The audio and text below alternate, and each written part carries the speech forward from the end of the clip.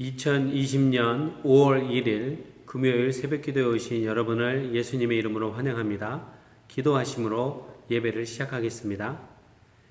하나님 아버지 참 감사합니다. 오늘도 새벽 미명에 저희들 정한 시간에 다 깨워주시고 주님 앞에 나와 주님 말씀 청정하고 찬양하고 기도할 수 있는 은혜를 부어주셔서 참 감사합니다. 세상의 수많은 것들이 우리로 하여금 하나님 한 분만을 집중하지 못하게 우리의 생각과 마음과 우리의 몸을 끌어당기는 유혹하는 그런 세계에 살고 있습니다. 인터넷과 철학과 문화와 세상의 모든 것들이 우리의 시선을 끌어당길 때마다 하나님께서 두 팔 벌려 우리로 하여금 주님께 오라고 불러주셔서 감사합니다. 하나님 평생을 살면서 주님 말씀대로 우리가 주님 말씀의 기준에 맞추어서 살 수 있도록 은혜를 내려 주시옵소서. 우리의 영의 분별의 은혜를 주시고 하나님 말씀 기준 삼아 살아갈 때마다 하나님께 기쁨이 되고 또 하나님 다음 세대에게도 그 열매를 나눌 수 있는 저희들 될 수 있도록 도와주시옵소서. 예배의 시종을 주님께 온전히 내어 맡깁니다. 예수님의 이름으로 기도했습니다. 아멘. 오늘 하나님의 말씀은 신명기 12장 1절에서 7절 말씀입니다.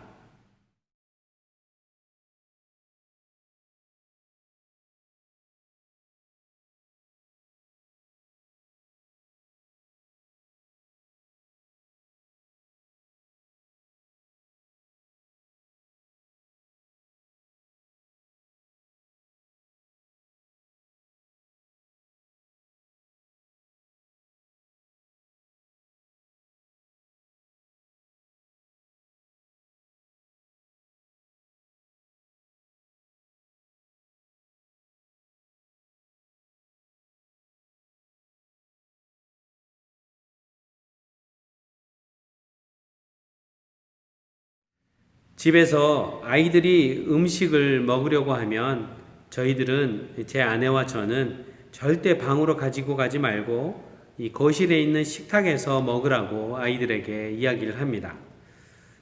이렇게 지정된 장소에서 먹게 하는 이유가 있는데 그 첫 번째 이유는 이 음식물을 식탁에서 먹지 않고 가지고 다른 곳으로 방으로 가게 되면 그곳에서 음식물 부스러기를 떨어뜨려서 개미들이 오기 때문입니다. 또 두 번째 이유는 이 방이 지저분해지기 때문에 그 방 치우는 것이 쉬운 일이 아닙니다. 아이가 넷이 있어서 그런 것도 큰 이유가 되겠죠. 세 번째 이유는 온 가족이 한 자리에 함께 모여 즐거이 교제하며 먹어야 하기 때문입니다. 이렇게 가족들이 함께 어우러져서 한 지정된 장소인 한 식탁에 앉아 식탁 교제를 할 때 이 부모인 저희들이 어떻게 말하고 교제하고 식사하는지, 자녀들과 대화를 나누는지 자녀들이 그 식사 교제 시간을 통하여서 배우고 또 자신들도 그런 삶을 살 수 있기 때문입니다. 물론 몸이 아프거나 또 부득이한 경우에는 따로 방으로 가지고 가서 이렇게 먹어야 하는 경우도 있습니다. 저희는 또한 가정 예배를 드릴 때도 다른 곳에서 드리지 않고 거실에서 함께 둘러앉아서 예배를 드립니다. 아이들은 가정 예배를 드릴 때 함께 둘러앉아서 기도로 시작하고 찬송가 하나 부르고 다 같이 부르고 성경을 아이들이 아직 한국말을 잘 모르더라도 떠듬떠듬 거려서라도 이 자신들에게 맡겨진 그 구절들을 다 읽고 그리고 나서 각자 자기의 생각을 나누는 이 가정 예배 형식에 아주 익숙해져 있습니다. 그런데요, 우리가 가정 예배를 이렇게 드린다고 해서 이 주일에 교회에 와서 연합으로 함께 드리는 예배를 폐하거나 가정 예배로 그것을 대신할 수 있다고 생각하지는 않습니다. 왜냐하면 성경이 그렇게 얘기하고 있지 않기 때문입니다. 요즘 코로나로 이 온라인 예배를 교회에 오지 못하고 집에서 또 차 안에서 교회가 아닌 다른 곳에서 온라인 예배를 드리면서 예배를 어디에서 드리는 것이 성경적이냐, 또 성찬식은 어떻게 해야 하느냐 등등 여러 가지 의견들이 분분한 것을 보게 됩니다. 이러할 때 우리는 다른 어느 곳에서 답을 찾지 말고 성경에서 그 답을 찾도록 노력을 해야만 합니다. 하나님은 무소부재의 하나님이시니 우리가 어디에 있든지 그곳에서도 하나님이 계시니까 그냥 아무 곳에서나 예배하면 되지 않느냐라고 반문할 수 있습니다. 그러나 그 말은 부분적으로는 맞고 또 부분적으로는 맞지 않습니다. 왜냐하면 우리가 먹든지 마시든지 무엇을 하든지 우리가 서 있는 존재하는 장소에서 하나님께서 마치 바로 내 옆에 서 계신다라고 생각하고 예배자의 삶의 태도로 말하고 생각하고 관계하고 일하는 것은 맞지만 그것 자체가 하나님을 예배하는 이런 제의적인 장소와 행위를 대신할 수는 없기 때문입니다. 예를 든다면 예수님을 신실하게 믿고 따르는 신자가 학교에서 단체로 가는 수학여행을 부처를 모시는 큰 절로 갔다고 한번 예를 들어보겠습니다. 수학여행 인도하시는 분이 그 절 이곳저곳을 학생들을 데리고 그 믿는 신자가 있는 학생들 팀을 데리고 이렇게 둘러보게 했는데 그곳을 그 절 안에서 다니면서도 여전히 하나님을 예배하고 또 하나님을 믿고 따르는 예배자의 마음과 눈 그리고 태도로 이 수학여행을 따라서 절을 다닐 수는 있겠지만 부처라는 우상이 있는 그 장소에서 하나님을 예배하는 예배를 동시에 드릴 수는 없다는 것과 마찬가지 맥락이라는 것입니다. 이 말을 조금 더 이해하기 위해서 오늘 본문 말씀으로 들어가서 보면 되겠습니다. 오늘 본문 말씀은 너는 나 이외에 어떤 다른 신도 두지 말라는 이 10계명 중에 제1계명을 예배를 드리는 물리적 장소에도 적용하고 계시는 하나님의 말씀을 발견할 수 있습니다. 하나님은 여러분과 우리 모두가 예배를 드리는 장소조차도 오직 하나님 한 분께만 100% 집중해 신령과 진정으로 예배할 수 있는 곳, 한치의 방해도 없는 장소를 원하시기 때문입니다. 오늘 본문 1절 말씀은 이렇게 시작합니다. 당신들이 땅 위에서 사는 날 동안 주 당신들 조상의 하나님이 당신들에게 차지하게 하신 땅에서 당신들이 지켜야 할 규례와 법도는 다음과 같습니다. 하나님께서 주신 땅이라고 말하고 있습니다. 내 땅, 우리 땅이 아닙니다. 소유주이신 하나님이 우리에게 맡겨주신 땅이라고 말하고 있습니다. 이스라엘 백성에겐 젖과 꿀이 흐르는 가나안 땅을 주셨다면 여러분과 우리 모두에게는 우리가 함께 속해 있는 가족이라는 땅, 우리가 속해 있는 목장이라는 땅, 우리가 속해 있는 교회라는 땅, 직장이라는 땅, 빛과 소금으로 살아갈 이 세상이라는 땅을 우리에게 맡겨주신 것과 같은 것입니다. 하나님께서 맡겨주신 그 땅에서 지켜야 할 규례와 법도가 다음과 같다라고 말씀하고 있습니다. 2절을 함께 보겠습니다. 당신들은 당신들이 쫓아낼 민족들이 무신을 섬기는 곳은 높은 산이든지 낮은 언덕이든지 무성한 나무 아래이든지 어느 곳이든지 다 허물어야 합니다. 네, 하나님 아닌 다른 것을 예배했던 장소는 모두 다 허물라고 명령하고 계십니다.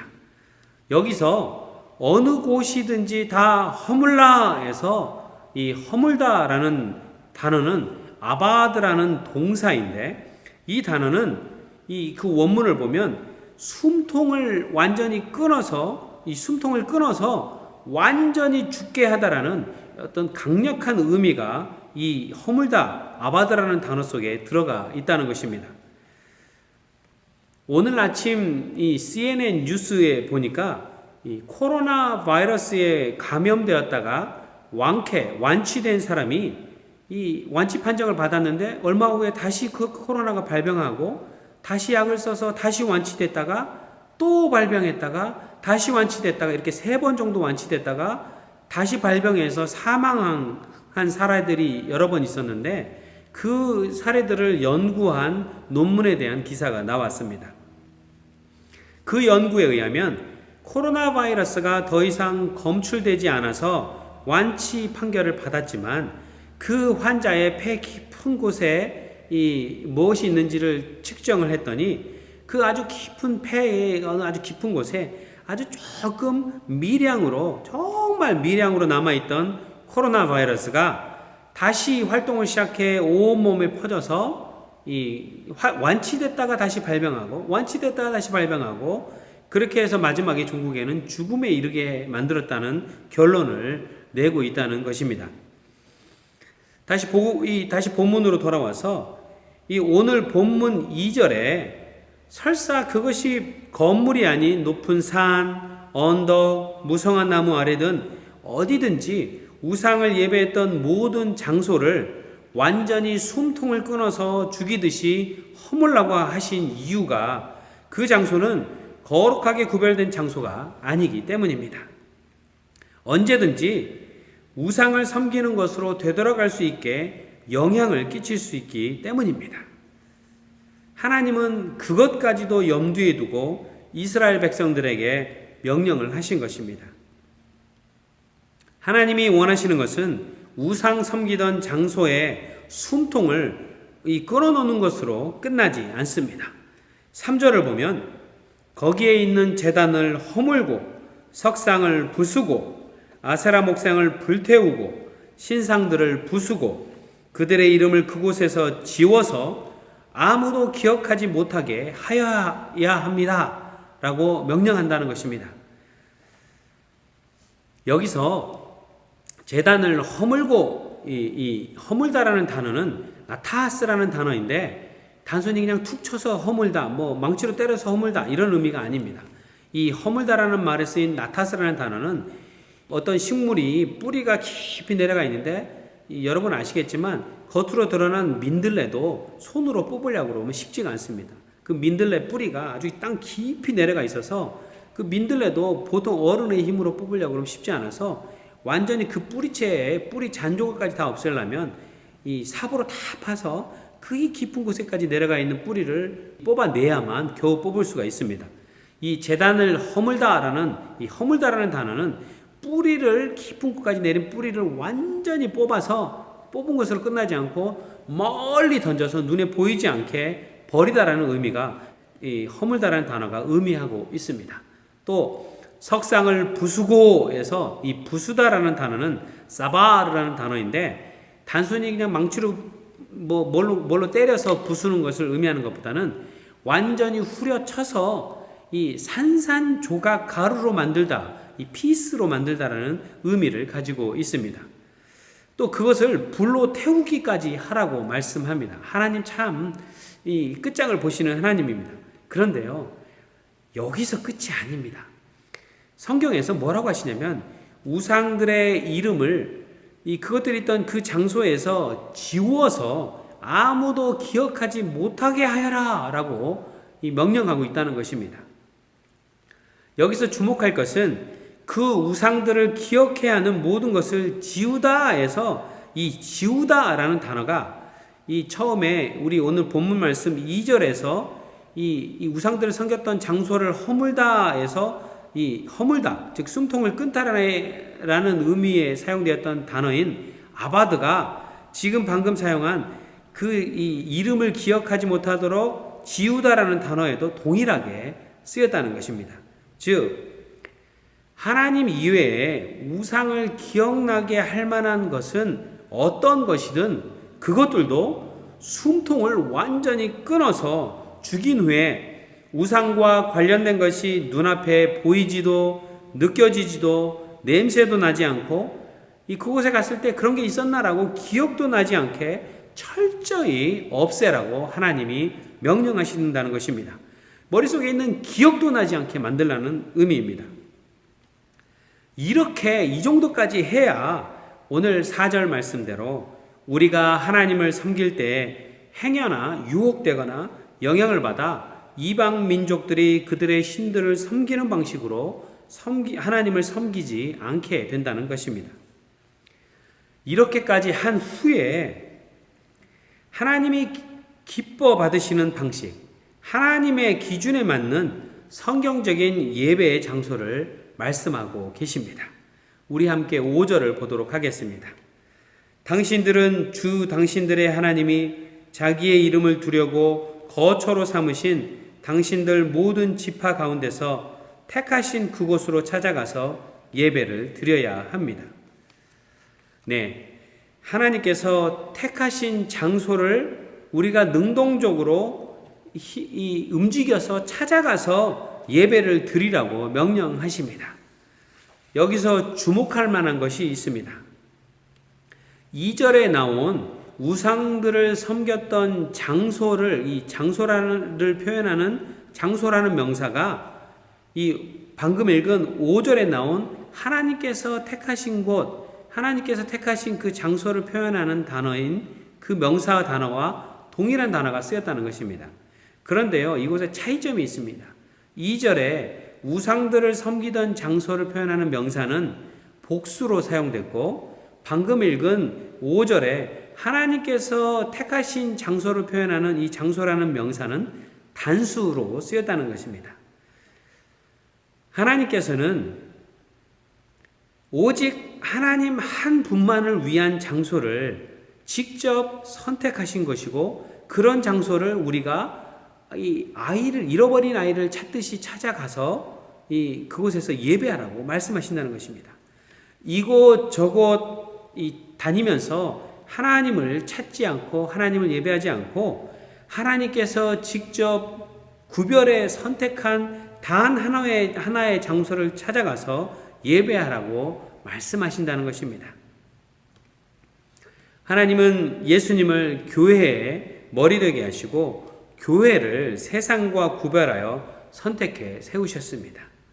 교회를 통해서 어떤 방해도 받지 않으시고 오직 하나님 한 분만을 100% 신령과 진정으로 예배하기를 원하시는 것입니다. 그리고 그렇게 구별되어 선택하신 장소에서 오늘 말씀 6절 말씀대로 번제물과 화목제물과 11조와 높이 들어 바치는 곡식제물과 서원제물과 자원제물과 소나 양의 처음 난 것을 그곳에 가져다가 바쳐야 합니다라고 명령하고 있다는 것입니다. 그것으로 끝나지 않습니다. 오늘 7절을 보면 당신들은 주 당신들이 하나님이 계시는 그 앞에서, 즉 하나님이 이 선택해서 지정하신 단 하나의 예배하는 그 장소를 찾아가서 그곳에서 예배드리고 그 앞에서 하나님 앞에서 먹도록 하십시오라고 명령하고 있습니다. 그리고 주 당신들의 하나님이 당신들이 수고한 일에 복을 주신 것을 생각하면서 하나님이 우리 삶 가운데 무슨 복을 주셨는지 감사할 것들을 생각하고 하나님 앞에 감사를 표현하고 즐거워하고 나누면서 가족과 함께 즐거워하십시오라고 명령하고 있다는 것입니다. 여러분, 코로나 사태로 인해서 우리가 연합으로 주일에 한 번씩 이렇게 각 목장에서 매주 예배드리고 가정에서 예배드리다가 주일날 우리 교회에 함께 모여서 즐겁게 찬양하고 예배하고 또 하나님의 말씀을 청정하고 오직 하나님 한 분만을 집중해서 신령과 진정으로 예배드리다가 이 코로나 바이러스로 인해서 함께 모일 수 없고 또 가정에서 방송으로 영상으로 예배드리는 그런 때입니다. 물론 어떤 사람들은 이렇게 얘기합니다. 해보니까 괜찮네. 우리 이 방식으로 계속 예배합시다 라는 분들이 있습니다. 그런데요, 성경은 그렇게 말씀하지 않습니다. 오늘 말씀처럼 하나님께 우리가 100% 집중할 수 있도록 하나님이 선택하신 곳을 우리가 잃어버린 어린아이를 찾듯이 그곳을 찾으라 말씀하시고, 그 장소는 여러 장소가 아니라 명사, 단수형 명사로 표현된 싱귤러, 단 하나의 장소라는 것입니다. 예수 그리스도께서 머리 되신 교회라는 것입니다. 우리가 늘 그렇게 하나님 말씀대로 순종해서 따를 때 놀라운 하나님을 예배하는 은혜가 임할 뿐만 아니라 그것을 통해서 가족과 함께 즐겁게 우리가 하나님을 예배할 수 있는 은혜를 누릴 줄 믿습니다. 이제 5월 말이 되면 우리 다 함께 모여서 놀라운 예배의 축제, 찬양의 축제, 하나님께 온전히 올려드리는 예배의 축제를 드릴 터인데, 그때까지 우리 안전하게 정말 최선을 다해서 매일매일 하나님 말씀 묵상하고 기도하고 또 그동안 내 삶을 되돌아보면서 정리하면서 앞으로 어떻게 더욱더 하나님께 간절히 예배하고 하나님께 영광 돌릴지 고민하는 그런 시간이 되시는 여러분과 저 우리 모두가 되기를 축원합니다. 기도하시겠습니다. 하나님 아버지 참 감사합니다. 성경 말씀으로 하나님께서 하나님께 예배드리는 것을 방해할 만한 그 어떤 장소와 그거 기억할 만한 것들도 다 숨통을 끊어서 완전히 없애버리라고 말씀해 주셔서 감사합니다. 우리가 주님을 예배하지 못하게 방해하는 것들이 무엇이 있습니까? 하나님, 세상의 철학과 또 문물과 문화와 또 정치, 경제, 문화 안에서 또 유튜브 안에서 또 세상의 학문들이 또 여러 가지 이단적인 것들이 우리의 생각과 마음을 빼앗아서 하나님을 예배하지 못하도록, 하나님을 예배하는데 방해가 되도록 기억나게 하는 것들이 있다면 이 모든 것들을 단순히 옆으로 제쳐놓는 것으로 끝나는 것이 아니라 완전히 숨통을 끊어서 하나님 기억도 나지 않도록 할 수 있는 우리들이 되게 하여 주시옵소서. 주님 말씀대로 순종하는 우리들 되게 도와주시옵소서. 그리하여서 주님이 선택하여 거룩하게 구별하여 세우신 지정된 예배 장소에서 우리가 하나님을 신령과 진정으로 방해받지 않고 오직 하나님께만 100% 영광 올려드리며 예배할 수 있도록 우리를 도와주시옵소서. 주님 감사합니다. 우리가 주님을 예배할 수 있도록 예수 그리스도를 이 땅에 보내주시고 주님의 아들, 딸이 되는 권세를 주시고 주님을 예배할 수 있는 은혜를 내려주셔서 감사합니다. 주님 감사합니다. 주님 찬양합니다. 예수님의 이름으로 기도했습니다. 아멘. 하늘에 계신 우리 아버지여, 이름이 거룩히 여김을 받으시오며 나라 임하옵시며 뜻이 하늘에서 이룬 것 같이 땅에서도 이루어지이다. 오늘날 우리에게 일용할 양식을 주옵시고 우리가 우리에게 죄 지은 자를 사하여 준 것 같이 우리 죄를 사하여 주옵시고 우리를 시험에 들게 하지 마옵시고 다만 악에서 구하옵소서. 대개 나라와 권세와 영광이 아버지께 영원히 있사옵나이다. 아멘.